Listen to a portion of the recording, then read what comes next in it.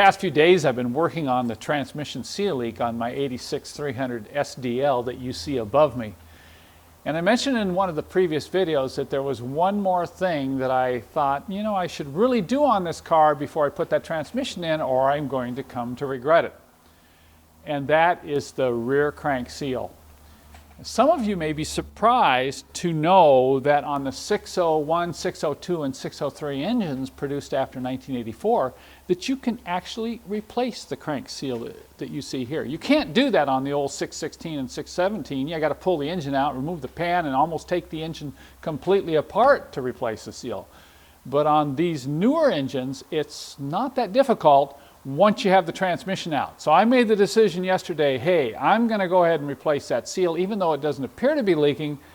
But guess what? When I got in there and removed that flywheel, look at what I saw. Sure enough, you can see in this picture there's evidence of oil leaking out of the seal lip, and you can also look around up inside the bell housing area, and you can see black staining coming from oil that's been flinging off the end of the crankshaft.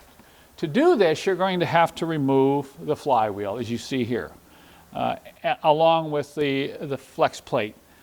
And you're going to have to be really careful when you do that. These are very strong stretch bolts that are used to hold the flywheel to the crankshaft, and it will require a 12-point, 12-millimeter socket that fits very tightly on the end of these bolt heads. You'll want to check the tightness, make sure there's not a lot of slop, because if you round one of these off, then you're going to have a real problem getting it out of the crank.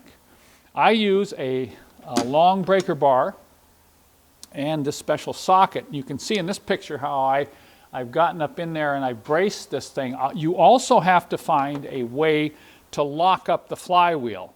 And there is a special tool that you can purchase that locks the teeth in the flywheel. But I found on these engines, if you have that cover plate off, the front side of the bell housing, you can use a long rod, or in this picture here you can see I've used a number 3 Phillips screwdriver to put through one of the holes in the flex plate and then bind it up against the side of the bell housing.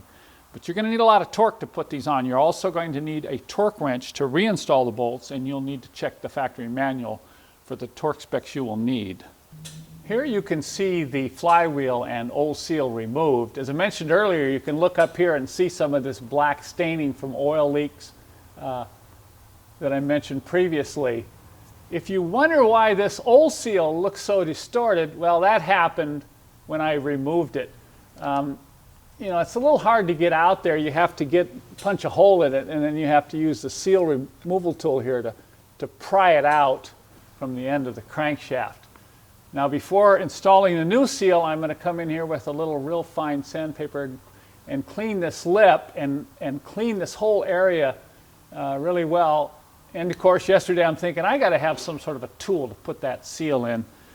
And I came up with another special press tool that you see here.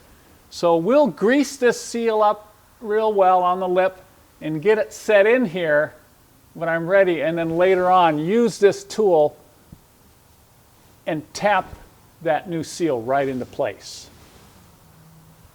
Looks like this is going to go pretty smoothly, and I'm hoping to have a reseal kit up on the website available sometime in November of 2011.